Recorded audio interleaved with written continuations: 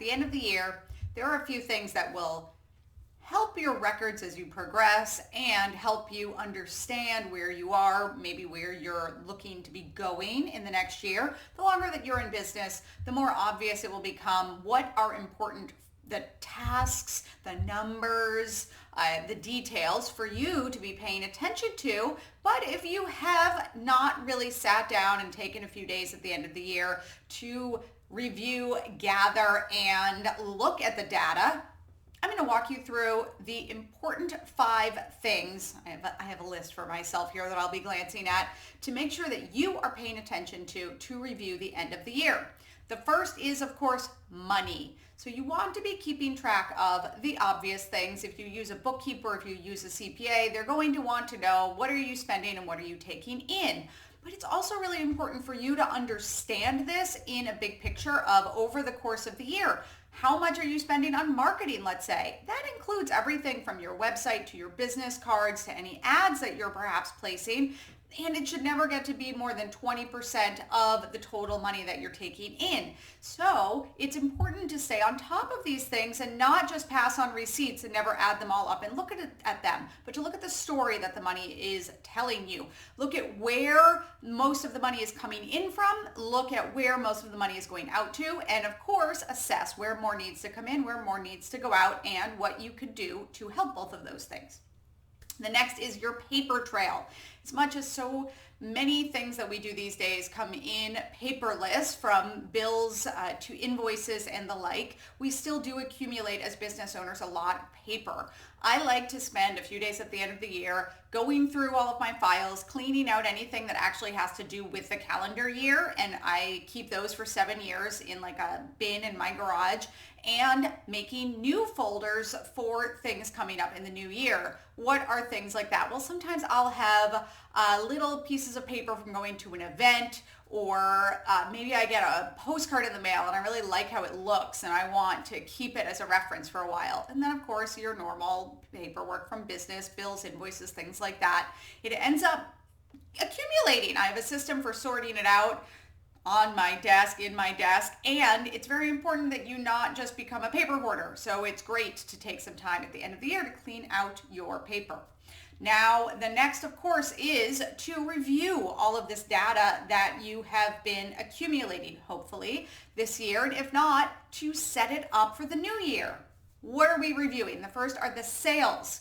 Not only how much money that you made, but the exact items/services that you have sold, the prices that you're selling for things, really understanding what consists of each order, the specifics of things. Why? Because when you start to notice patterns in your business, you'll start to understand where to put more effort and where to back off a little bit. You want to do more of what works and less of what does not.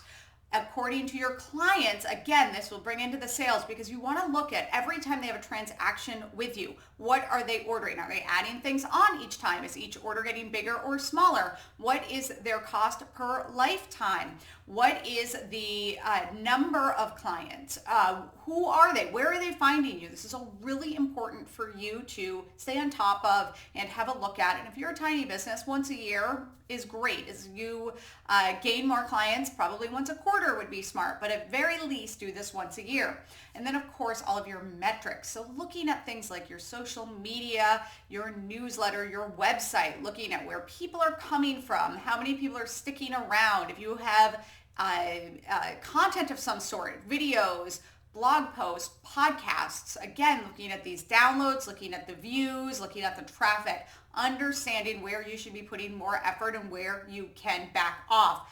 The end of the year is a great time to say, hey, I'm not getting any blog views. Do I need to be putting some attention somewhere in this? Do I like blogging? Do I feel like when it is effective, it's really effective? And if so, how can I fix it because it's not working right now? Or maybe it's just time to let that go. All reasons why it's good to look at this, understand the ROI of your time, not just your money. The fourth is wins and fails. So it's a great time to look back over the year and to say, these are all the things that went really well. We can be hard on ourselves.